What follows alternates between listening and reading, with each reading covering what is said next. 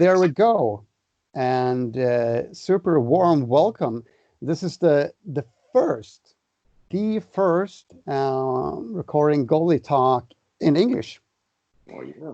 Yeah. So our guest here today is the first one in English. So that's pretty special for me, and I hope it's for you and all the viewers and listeners. So we'll start here and just tell you a warm welcome. And is it cool if you present yourself and telling the guys and girls what are you doing today? Yeah, so my name is Dave Stathos, and I'm located in Ottawa, Canada. And I operate our goalie school, and we have our own facility called the Goalie Performance Center. I also coach the Junior A goalies here in Canada, and I do a lot of work with Hockey Canada and certify goalie coaches here around the area. All right, yeah. About Junior A, can you just tell us shortly what you have for different levels there? Well, we have the Junior A, and then so I coach the Junior A. We have the two goalies there, and we have what we call here the U18, which is also known as midget AAA, which is like the age level below Junior A. Yeah. All right. So I heard before it's like single A, double A, triple A. Is this your kind of levels? Yeah. So it's that level until junior. So yeah. Junior A is it's the highest level if you want to play college hockey. You can play Junior A as the highest level. If you don't want to play college hockey, you can play OHL, which is major junior. But major junior, like the players get paid a little bit. So you cannot go to U.S. college after because you lose like your amateur status. Oh, okay. So you need to read one or a couple of things before you continue that level. Yeah, no, exactly. So, for example, like I was drafted by Halifax in major junior, and I didn't know if I was going to go to major junior or college. And then when I got drafted by Halifax, the goalie there was Jean-Sébastien Giguère. So I decided not to go to Halifax because I was not going to play much anyway. So that made my decision very easy to stay and play. I played Junior A for 3 years, which is the highest level you can play before college. And then I got lucky after 3 years to getting a scholarship at Princeton. All right, great. And do you have any connections with Sweden that we can bring up here? Yeah, I played in Skellefteå. That was 2006-2007 season. My son Nicholas, who's now 13 years old, was born there. I have family in Boston, and I talked to a few goalie coaches, including you, Alex, and Thomas Magnusson. Also, Andreas Hadelov, who's my goalie partner from when I played in Skellefteå, and then Christer Holm, who's also still the goalie coach. He was my goalie coach in Skellefteå, and he's still there right now. So good connections. Exactly. And Christer Holm, talking about him, I had one of these interviews with him for a couple of weeks ago. Yeah. Yeah. So I will send you the link later. Yeah. And if you think now about your years in goalie coaching, what can you say just a couple of things that you will like remember, and you can have these like a strong moments, and these things, great to remember. I started coaching really, really young, and part of the reason was like, I needed a job in the summer and things like that. But I found when I was playing, like coaching was actually probably one of the things that helped me most in my game. When you're coaching, you're explaining what you're doing. You're putting theory behind what you're doing instinctively normally. As far as big moments goes in coaching, obviously like opening and planning our own facility where we built our ice, dressing rooms, the whole marketing side. We started 5 years ago with probably 10 goalies that I was coaching, and then now like we have like over 800 goalies that train here like every year. And I started by myself. I was there every day, and now we have between 10 and 15 coaches, that work with me. So I find as an individual, you can only coach so many goalies, but I found it very interesting to start coaching the coaches. Oh yeah. And this way you can reach much more goalies. So part of what I do is train coaches. I also do this through Hockey Canada, which has been great. Actually, a lot of the Hockey Canada curriculum came from Sweden and Finland, where Hockey Canada, I think it was something like 8 years ago, sent goalie coaches to Finland and Sweden to learn what courses you guys were giving to the coaches, because in Canada, like there was no courses for goalie coaches. So something new that we started about 3 or 4 years ago. And for example, I think in Finland, it's been something like 15, 20 years that they do this. And I'm not sure like in Sweden, but I think it's at least 10, 15 years old that they started courses for goalie coaches. So quite interesting. Yeah, of course. And yeah, a great thing that we can share so many things, and nowadays between countries. Yeah, exactly. So for example, now there's so much time on our hands. I'm always like pretty much like I would say 6 or 7 webinars per week. I'm communicating with goalie coaches from around the U.S., Canada, and Europe, and we have different subjects that we address, and it's been quite interesting. Yeah, that's great. And do you have like a specific goal for yourself? Yeah, it's always like learning new things. I find like you have to be aware of everything new that's going on out there, as far as like whether it's technique, but also like there's a lot of technology coming in sports. It's quite a big business, and you have to be aware of everything. I like to try everything also. Like if I see new products or new ideas, I'll try them all. Doesn't mean like I'm going to keep using them all. I find there's some things that don't quite make sense, but I'm always like open ears and open eyes to see what's new out there. Of course, and one of those examples I see, like at my kids or like their parents, when I'm bringing the frisbee on ice. That is, so funny every time. They're like, "What? What are we gonna do with that frisbee on ice?" Yeah, and then I'm explaining, and then they are like, testing to move around on the ice without the gloves, just moving around with your skates, with your equipment, and having your hands in front of you, and trying to grab it with both hands and one at a time.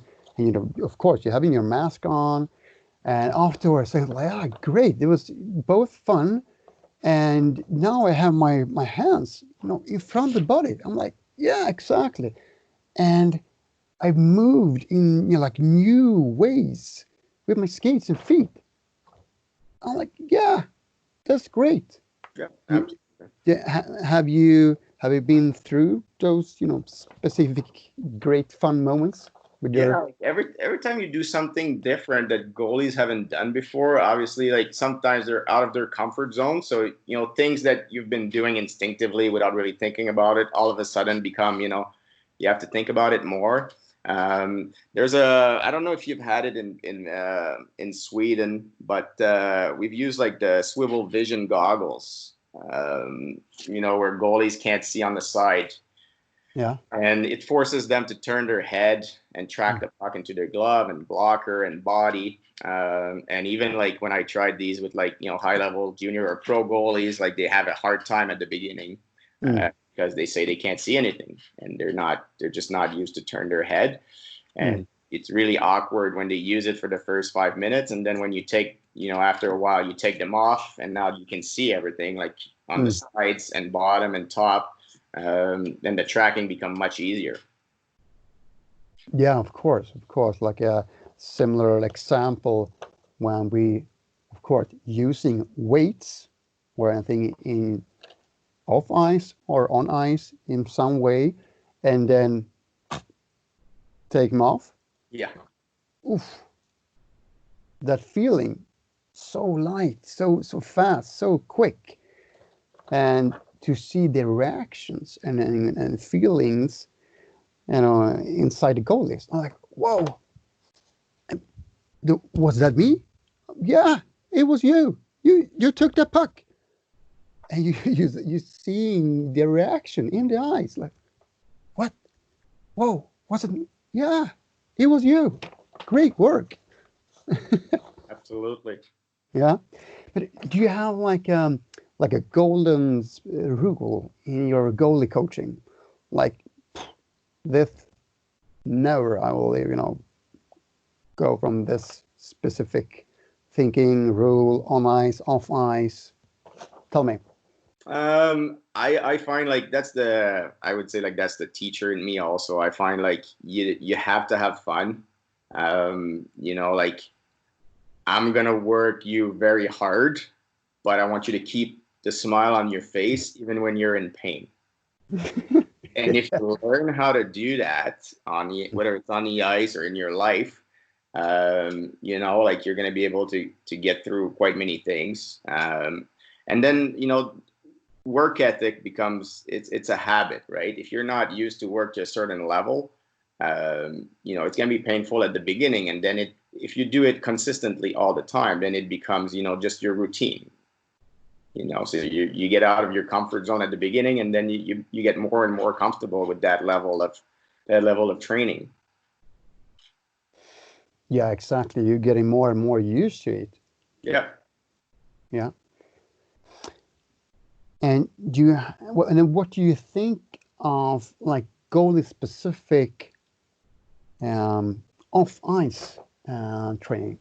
Is it too much talk about it, or you were supposed to do that all the time, or what do you do at your place? I find like we do a lot of off ice during our summer camps, not so much during the winter because goalies come in, they get on the ice with us, and then they get off. So basically, they're on their own before and after practice. It's up to them to prepare. But in the summer camps, we do 1 hour of off ice every day, where we do a lot of like hand-eye coordination, really important. Quick feet, really important as well. One thing we integrated in the last few years because of all the hip and knee problems, especially related to RVH positions, is a lot of like hip warm up, increasing the hip range of motion, mobility, yeah, range of motion and mobility, just to before and after practice, just to try to minimize the impact and injuries. Obviously, it seems like it's not very comfortable. It's not very normal for the human body to be in those positions. And we're starting to see, like a lot more injuries and, younger goalies that have been doing this since they're, now it's the generation that's, they're turning 20 and they've been doing this for like, 12, 14 years. So now we're starting to see the impact a little bit. So it's very important to be aware, and take care of the body in that way. And, yeah. Yeah, exactly. And next one here is a little bit of what you're starting to talk about, and What do you think about these increasing head injuries? Yeah, that's a good one. Like whether I'm not sure if there's more head injuries. Mm. If you can compare it to COVID-19. I think there's, whether there's more head injuries or we detect more head injuries. Mm. Mm. That's a question, right? So, Are we getting better about the stats?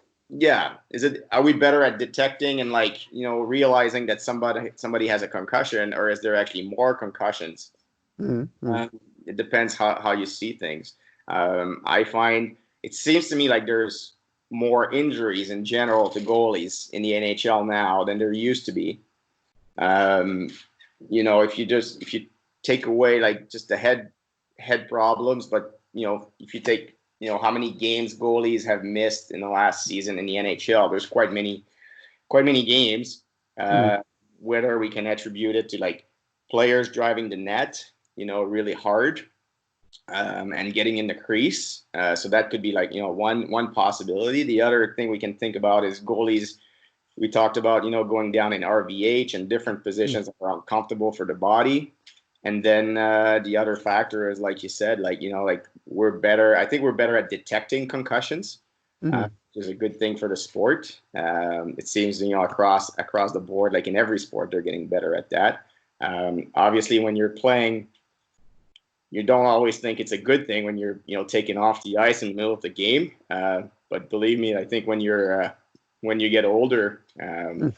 you're going to be pretty happy. So I'm pretty happy I was able to play a few years and still have my head, which is not the case of some of my teammates that I've seen, struggling with simple things, just like walking upstairs or like remembering things. When you get older, it catches Mm. up to you. So.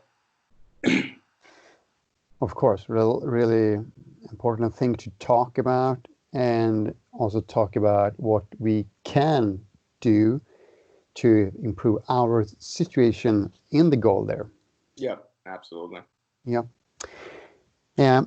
Is it possible to mention one or two things that um, that your organization doing for the goalies, like one or two things that they can say about your organization that is good, great, super? Like, what do you want them to say, or what have you heard from them? Okay, Like, like, there's different programs that we run. The one thing that we do that not too many goalie schools do is that we have a skating program. all right, So, but it's like we run it every day. Like now we're closed because all the arenas are closed. But every day there's a 1 hour session which is only skating. So yep, whether you're a junior guy or like I don't recommend it for like parents come to me and try to put their 7 or 8 year old goalie in power skating. I understand that you want to get better, but I think at that age, if you want to keep loving the position and playing goalie, I don't think it's appropriate for a 7 or 8 year old. But once you get a bit older and you realize, well, I want to get better, and I want to be a really good goalie and get better and improve. When it comes from the goalie, then it's totally fine to come to the power skating, because I find the skating and mobility is what's gonna make the difference, between levels. mm, Uh, I think it's one of the most important things, especially if you want to move to the higher levels. And mm, once you reach a certain age, like I have junior goalies that are not the best skaters, and mm, at that age, to me, it's really hard, and it's a little bit too late to start working on your skating. You got to do that when you're really young. You yep, know, there's not too many NHL players that are bad skaters. mm, It's not like it used to mm, be where you could hook people, and so skating is a good program for us. So we had the feedback that it's really hard, but it's the goalies that have been doing it quite many times on a regular basis with us are the goalies that moved up 1 or 2 levels compared to other goalies. And then the other thing, when we do in our programs in our own facility, we do a lot of video. where we have on our ice we have different cameras and different angles. We film a lot and give a lot of video feedback, which is not which might be a little bit different than other goalie schools. What I hear a lot from other goalie schools is, my son went to this other goalie school. He got more shots, but less teaching. All right. I find, as a goalie coach and I'm a teacher also, I teach grade 7 physical education. I find, you need to give feedback, constant feedback. If you get a lot of shots and you do it wrong, you're actually worse off. You might as well not practice because you're worse off than you were before. So, so I encourage also lots of feedback, lots of video. And that's kind of like our philosophy. If you want a lot of shots, you can ask your dad to shoot on you. That's fine. You don't need to have a goalie coach. We're there to give feedback. So, or buy a machine. Yeah, exactly. or play ping pong or whatever. No problem. Yeah, and talking about feedback also, which we have been talking about a lot, specific positive feedback. So what you're supposed to continue doing good or great. If you're just saying good, sometimes you don't know what specific thing in the picture that was good. Yeah. No, absolutely. So, we give and the other thing, we try not to give, we give feedback, but you can't correct everything at the same time. I always tell coaches, when the goalie walks off the ice and parents ask, what did you learn today? They should know they learned 2 or 3 things max. You might see that his glove is in the wrong position, but today we're working on the skating.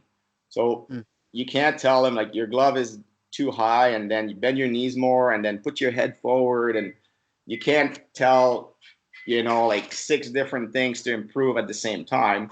It's basically you're not very very efficient like that. It's like if you want to clean your house, you don't clean one little bit in the kitchen and then a little bit in the bathroom and then a little bit in your room. You go one room at a time, and that's kind of how we go. But I think the job of the goalie coach is to recognize what thing is the next thing that you have to improve. Right. To reach next level. Yeah, exactly. And here one of the questions which I got from outside of the hockey, how come the goalie position is more lonely? Is it the environment which is creating this situation, or do the goalie want to be there in the corner in the dressing room? What do you think? What is your experience, your own, and when you played, and when you're seeing your clients today? Yeah, that's a good question. I find it's a mix of both. I find obviously to become a goalie and to want to be a goalie, there's part of you that likes to be alone. I don't think if you're uncomfortable being alone, I don't think you're going to be drawn to become a goalie. There's part of that the job that it is lonely. You're spending the whole game on the ice by yourself. So I think the position draws people that might be a little bit more independent. And then once you become a goalie, then things get worse because you're maybe isolating yourself a little bit more. You need a little bit more focus because your margin for error is much smaller than it is for a player.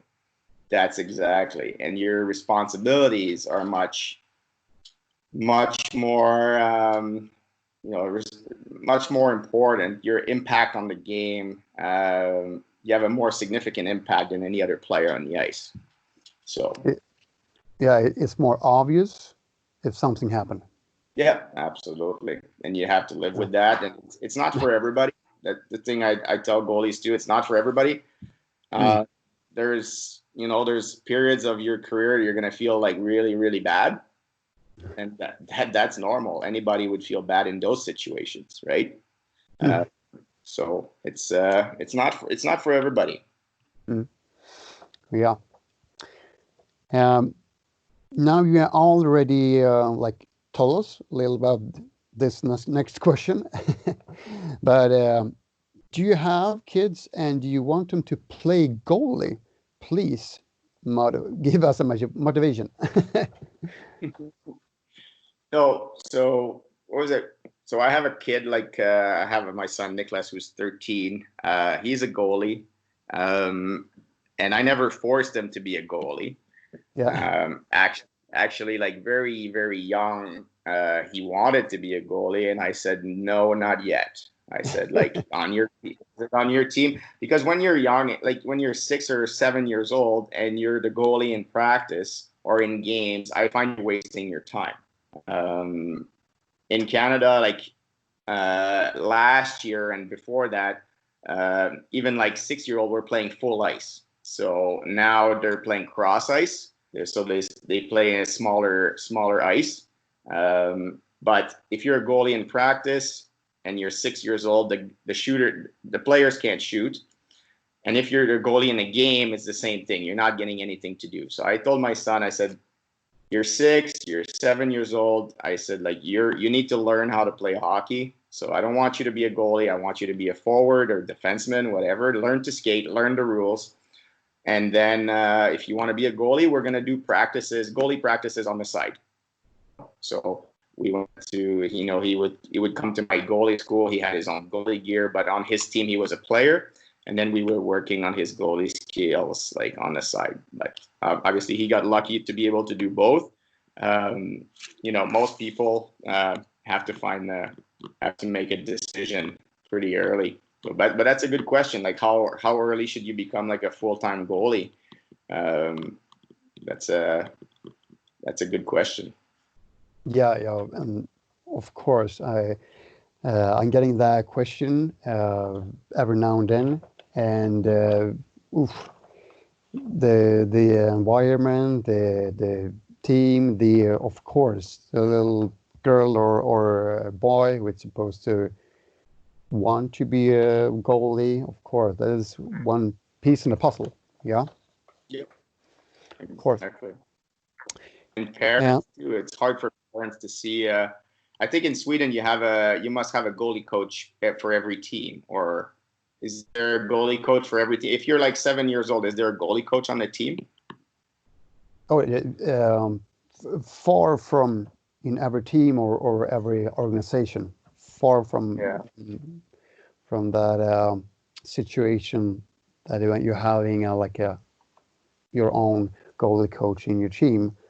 Hopefully, in the bigger organizations.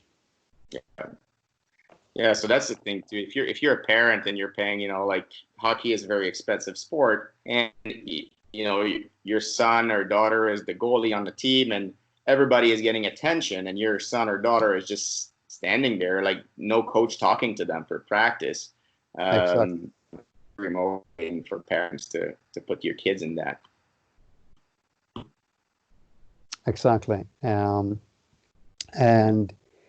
unfortunately, that is a very common situation that many teams misses a goalie coach like in every practice or in the close to the whole season.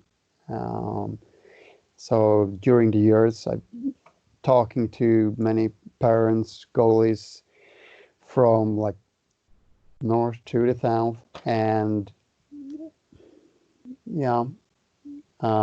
bunch of times this is a similar situation, it's a similar problem.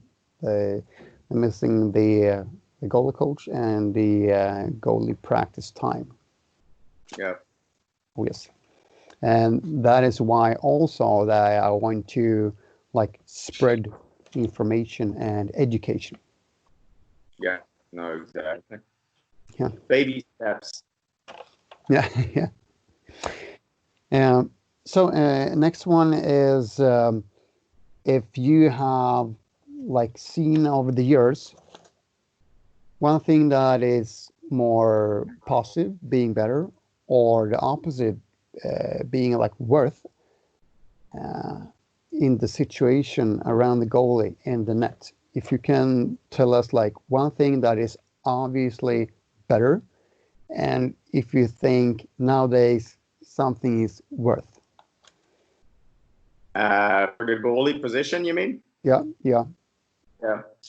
Well, one thing that's getting better and better is I find is the equipment. Even if it's getting smaller, as per the NHL rules, goalies they have it pretty good. I showed my son my first goalie pads the other day that I still have. They were like DR Daniel Roland from Montreal, and they're much heavier than his pads that he has now, and they're like half the size. So the equipment is much easier for goalies now. One thing that's getting worse is probably like the player sticks are getting better also. Obviously, if you look at the shots that players used to have versus like shots that kids, like I look at 13, 14-year-old kids and the way they shoot, and I understand that they're maybe like doing off-ice training and a little bit stronger, but a lot of this has to do with the quality of the sticks, and they're able to shoot the puck much harder than it used to be. So that's bad news for goalies. That's bad news. At least nets are the same size, which I like. Exactly. And a question that I'm getting a lot, and it will be fun to hear if it's more or different than here in Sweden. How do you think about picking out the goalies for the games? So you mean like who's starting? Yeah. Well, at most levels, like even like pretty much like we try to do like a rotation where like every goalie, like at least until you're like 16, I would say like it's 50-50. Like goalies, they're gonna rotate your game, my game, your game, my game. Then maybe when you reach the junior level, if you have a clear goalie that's number one, or like a goalie that's older, we'll get most starts. That's my dog Price. So yeah, like the older goalie or the most advanced goalie will get most of the starts. I liked the way we worked last season with our junior A team is we would actually sit down for every month and make up the schedule. So so that had its positives. So goalies, if you're the backup goalie, when you're going to play, how to prepare. I find like doing things in advance has its advantages. Everybody can manage their own schedule. The disadvantage is there's less pressure. Maybe, because whether you play good or bad, you're playing or not playing the next game. So as we get closer to the end of the season, and playoffs are coming, we try to change it up a little bit where like, if you're playing well, you're going to stay in the net. And we try not to tell in advance what's going to happen more as we get closer to the end of the season. So, yeah. Yeah, that's interesting to hear, because there's very different situations, both, of course, in different levels on teams, organizations, and that's why it's also interesting to hear how you think, and if it's more or less different to over here. Yes. Over years, have the goalie coach's status improved, and how? Can you tell us something some things you're thinking about? I think the good news is there's more and more goalie coaches. Yeah. There's more and more head coaches that's what we try to do with Hockey Canada mainly is like we try to educate head coaches on how to use goalies, especially in practice. Because for many years, the coaches don't think about they don't think about the goalies when they prepare practice. Right? They think of their defensemen, their forward, their different strategies and tactics. But the goalie usually is just there to stop the puck. So we try to educate head coaches like how to incorporate goalies or change things up for goalies, because obviously even if you have a goalie coach, the goalie coach is never the one planning the practice. It's always the head coach planning practice. The goalie, you might get lucky if your head coach tells you like, hey, you have 10 minutes or 15 minutes with your goalies, go down there and go work with the goalies for 10-15 minutes. But the rest of practice, you'll find that, and it's the same thing for everything, like every level. Like it's like 90% of the shots in practice come from the hash mark right in the middle, and that's like 5% of shots in games come from there. Yeah. So that doesn't make any sense. But it's getting better. But every time I watch practice, even like sometimes at the NHL level, I'm pretty close to the Sens arena, so we get to watch a lot of practices and pregame skate, and it's the same thing. Like a lot of shots from the the slot area, and goalies are left with a tough choice. If you want to stop some shots, like you have to come out more and challenge the shot more than you would normally do. And if you want to play it real like you would play in a game, you have to stay back a little bit more, and then like maybe stop 60% of the shots, right? 60% save percentage from that area is not bad, but they don't want 60% because it's not good. So they want to cheat and come out a little bit more and stop more pucks. So it's developing bad habits for the goalies too. Yeah, exactly. I was thinking a minute ago that you probably had like printed the stats for the shots in the zone and like put it on a freezer in the coach's room. Yeah. Like, yeah, I do. Have you looked at the paper here? Yeah, you do that. It would be a good idea to do that in practice and show the coach. Yeah, and both the coach and the players. Do you know where the shots are coming from in the games? In the real games. Here's the shots from the real games. Yeah, the reality. Yeah, because everybody wants to score in practice, but it's up to the coach to make those changes, right? Like nothing stops the coach or the head coach to plan practice that, you know what, instead of shooting from the slot, like you have to go behind the net and try to score from behind the net. Or you have to shoot from, put some pylons on the ice or cones and shoot from there and try to make a your goal is not to score or actually try to make a rebound for the front of the net. Which is, some things you try to, some coaches like understand that, and some coaches, they understand it for 1 or 2 practices and then they go back to their old ways, which is okay. Like it's a work in progress. Yeah, exactly, for sure. So, who and why was your role model as a goalie? Actually, it was Bill Ranford. I saw Bill Ranford play in Montreal when he was with Edmonton, and right away he was pretty spectacular.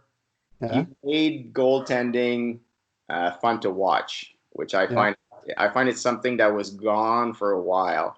If you look at goalies 10 years ago, when they were like butterfly style, pretty big, I found goaltending got a little bit boring. And then it's coming back now. You see, like goalies that are more and more agile. You look at the Bobrovskys, Vasilevsky, Tuukka Rask, guys that can move and catch pucks and not just block shots. Leonard. Yeah, so it's getting. I think it's in the right direction in that way. That you need the NHL is so fast now that you need to be very athletic. Tim Thomas was actually fun to watch too. Timmy Thomas and Yeah. obviously Hasek back in the days. Oh yeah. Find that that part of goaltending where it's all battle and instincts. Um, that's what drew me to the position, and I find that Bill Ranford was one of those goalies.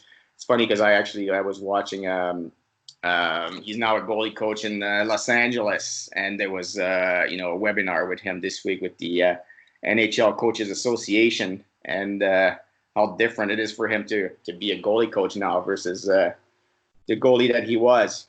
So good. He's still in the game. Yeah. And of course, who inspired you to continue as a goalie coach? As a goalie coach, I don't know. I think all the goalie coaches that I talk to, just like yourself, we're talking that I think that inspires me. I'm quite close to bunch of goalie coaches, whether it's in Finland or Sweden or in the US. I find that inspiring that we're goalie coaches are a pretty small community, and that we're working and so passionate about something so specific. Yeah. And if you look at hockey in general, like as a sport, I find the major change in the last 20 years has been goaltending. If you look at videos of hockey games like 20 years ago, you're like, what are these goalies doing? Right? It's the most improved. The game hasn't changed that much compared to the position of goaltending within that sport. Yeah. And hats off to guys like the Francois Allaire, the Mitch Korns, all the goalie coaches have been working with goalies. They started from nothing, and now they're inspiring a generation of goalie coaches like us. Yeah, for sure. So do you have like a favorite drill or drills that can be like inspiring or like good for development, or so you can just send it to other goalie coaches, like one or a couple of your favorites, like do these ones for sure? Well, there's a lot of hand-eye coordination. I find one of the skills that goalies have lost a lot is like the ability to read the shot. So, they react to shots, but they don't read it as well as goalies used to. Obviously, goalies were much smaller. If you think about Bill Ranford and those guys, they were much smaller. They were much better at reading the shots because they had to. Yeah. Okay. So we do this drill where I'll have a goalie on his knees on the side of the net, and he has to stop the puck with his stick in the air.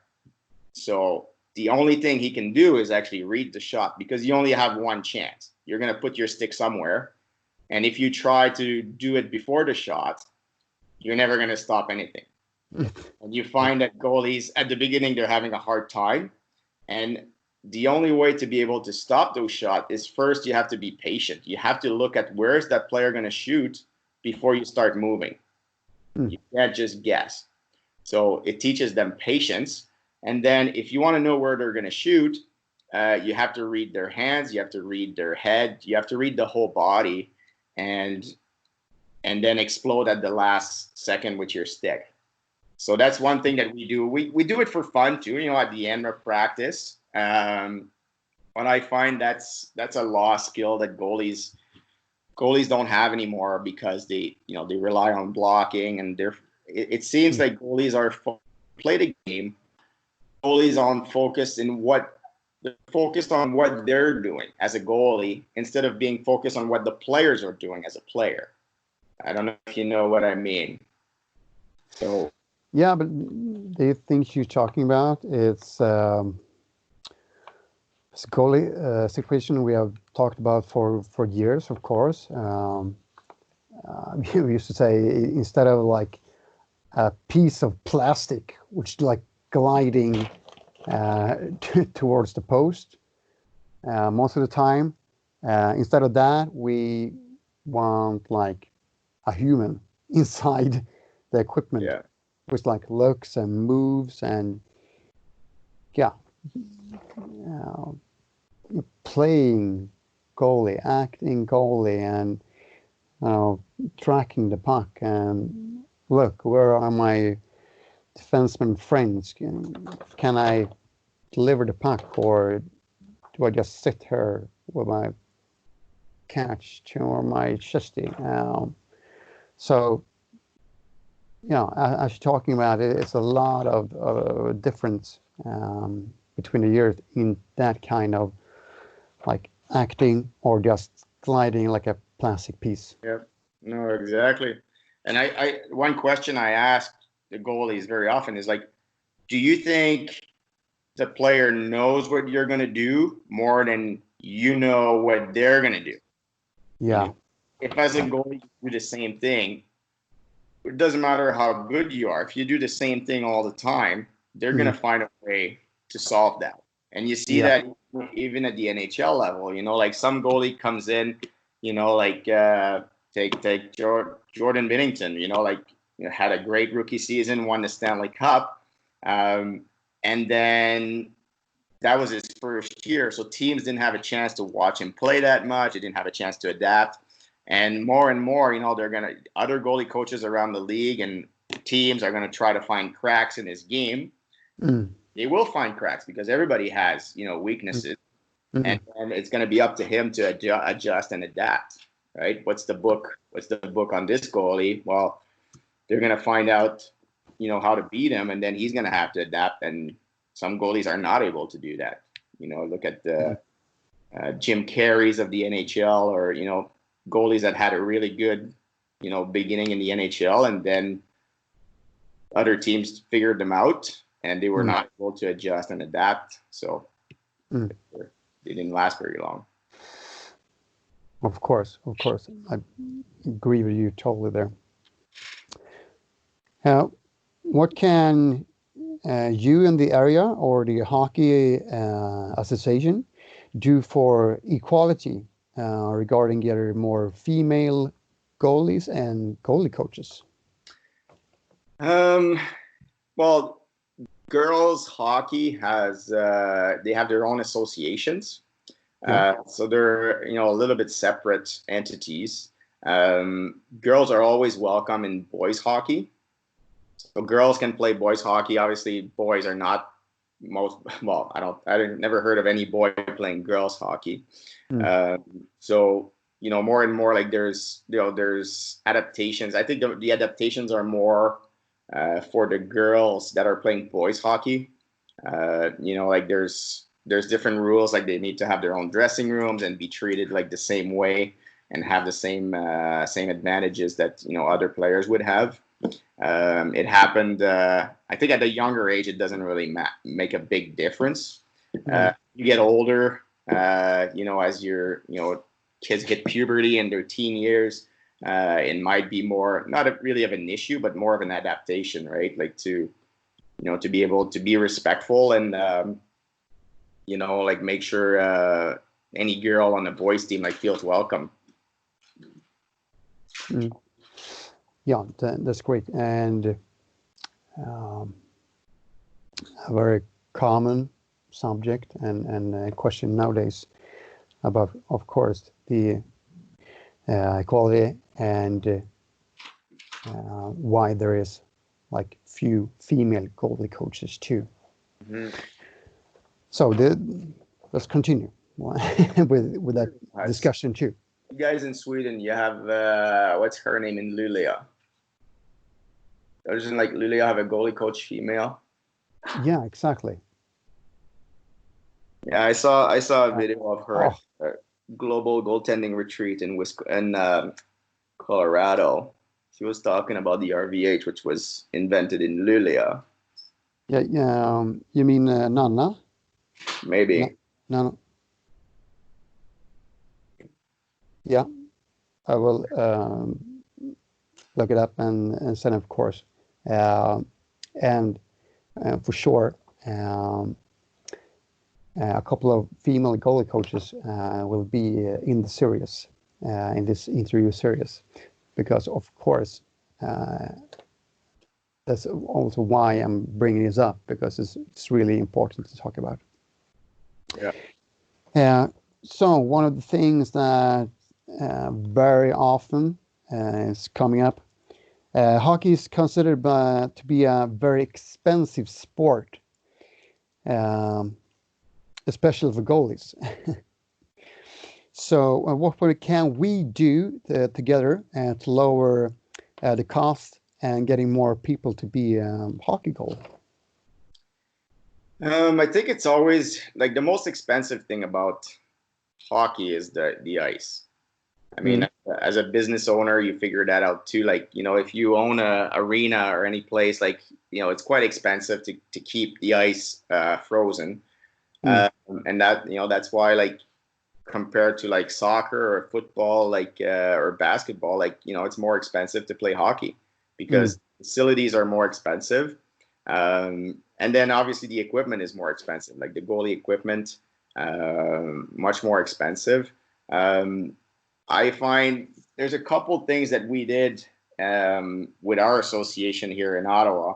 The one is like we reduced the fees for goalies.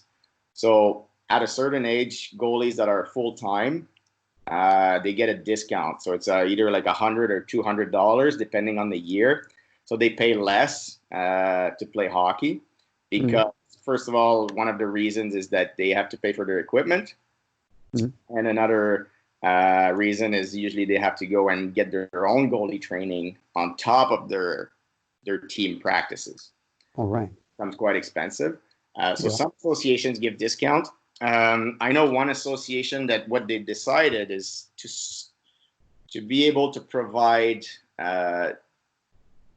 quality goalie equipment to everybody. They have a rental service.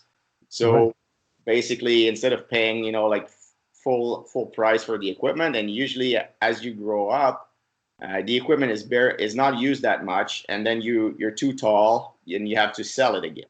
So some associations basically realize, and I think that's pretty smart, that instead of like you buy equipment as an association and you rent it to goalies, and every 3 years you can buy new equipment with the money that you raised from the rental.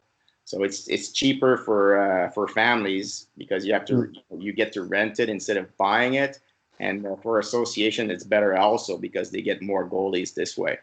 Then goalies can borrow equipment in the summer, so that's always a good option. Yeah, of course, and hopefully we can spread that information here to Sweden. There are a couple of examples here. Yeah. Have you ever taken or been inspired by a goalie from another sport? Well, it depends. Not really another sport because I haven't really watched soccer or football when I was young. Now soccer is getting more and more popular in Canada. The other sports in North America are basketball, no goalie, football, no goalie, and then baseball, no goalie. So, if I would say like in other sports than men's sports, like I find like very inspiring. Like there's a female goalie for Finland, like Nora Rätty, who's very good goalie on the international level, like very, very, very dominant for her sport. If there's anything or any other sport, I would say like if you consider female hockey as a different sport, then I would pick her. Yeah. So like erase that question for Canada and the US. Still no goalie. So we had a couple of examples, and one from Norway about getting smaller nets for the youth goalies. Yeah. What do you think about that? Is like, oh, finally, or is just crazy? I think it's okay. I think for youth goalie, it's quite okay. And the other thing too is like I do training with smaller pucks also, which brings another question. I don't know if you have the same in Sweden, where like we have blue pucks that are lighter. Yeah, Yeah. exactly. Yeah. Yeah. Well, I don't really like the blue pucks because one of the problems is that they stick. They stick to the ice because they're not heavy enough. So I get really sticky on the ice with water. I train at some goalies with the mini pucks, which is half the size and half the weight, but it's a rubber puck. It's black, just like a regular puck. It's just like smaller. Yeah. And then I would find it very interesting to see what younger kids can do with a lighter and smaller puck. You can pass it quicker. You can shoot it harder. And then goalies with a smaller net also. It might be a pretty good idea to make the game more fun. And I've seen it actually. Like there's quite many places. This is the first year in Canada. Last season was the first season that we have cross ice games. Yeah. So kids that are IP or novice. So we're talking about 6, 7, 8, 9-year-olds. They play cross ice instead of full ice. Mm. And some arenas will have the smaller nets, which makes sense, and some arenas don't. And I find one of the nice things too is that it seems like nobody is a full-time goalie now at that age, where there used to be some goalies wanted to be full-time. Now they rotate, so everybody gets to try goalie. And obviously, like the more people that try it, the more you're gonna get like better athletes, like deciding to be goalies. Yeah. Of course, yeah. And that discussion with the nets will also continue. Yeah. How important are reflexes and a kind of training in today's games?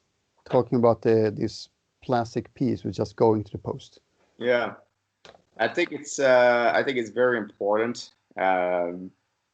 Like reflex in terms of like moving your body with speed, but also like precision. We're talking about like hand-eye coordination, and there's quite much training going on and technologies about your peripheral vision. So not only what you're looking at, but how do you read the game and predict things, and use your peripheral to see not only where the puck is, or the puck coming at you is actually not that hard to stop. I find like what's hard as a goalie is to know what's going to happen if the player doesn't shoot, if he passes, or if it's going to hit something, or deflection is so your ability to read the play and use your whole vision to anticipate what's going to happen is super important, because nobody is fast enough to react. So if you're just reacting, you're not fast enough. The human body is not fast enough to react. You're always going to be behind the game. So you need to be able to anticipate and predict what's going to happen so that you're in sync with the game. And it's not going to get slower. So that's the thing too. So yeah. Do you call it like hockey sense or game sense? Hockey sense. Yeah, hockey sense. For some people, it's very natural. Like you'll have goalies that I train goalies that sometimes like their technique is not very good. Maybe they didn't have much coaching, but because of that, they're focused on like we talked about earlier, like goalies that didn't get much coaching, all they focus on is what are the players doing. They don't focus on their technique because they have no technique. Exactly. They learn, and that's a super important part of the game, to be able to, what are the players going to do, and how am I going to solve that problem? How am I going to solve that equation that's in front of me? So, and then like you said, like goalies that are overcoached, they don't really pay attention to what's happening. They pay attention to what they're doing like we were saying, the plastic goalie. Exactly. Yeah. I'll keep that. Yeah, of course. Um, and as you were saying, that the coaches and the goalie coaches behind these or those goalies, like, have done hundred thousands of times the same drill movements, and like telling them, this is what you want to do, Hmm. like over and over and over again, because their like will and their words are the right thing. Yeah. And then that kind of goalies are looking up to them so much and doing exactly what they're being told, and as you said, and doing the same thing, and sometimes it's look very strange when the puck goes like right in the goal, because the goalie thinking he's doing the right thing, Hmm. instead of, as you said, look, track, hockey sense, game sense, whatever you call it, and try to see what's happening. This is situation A. What can be here in situation B? Did it, instead of like, I supposed to be here, Yeah. but hey, the puck is over there. It's strange.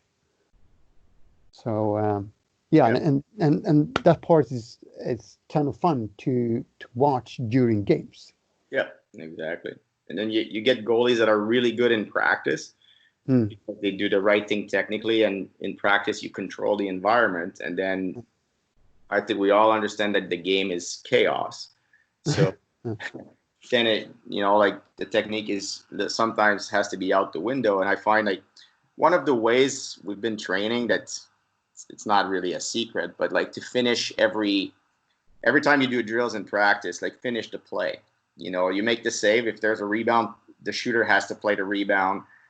Finish the play every single Mm. time. But then you have this part of the drill is going to be always unpredictable. The first half you control, do this, make the save. Then there's a rebound. That's unpredictable. Mm. Then finish the play. So Exactly, to yeah, be more real.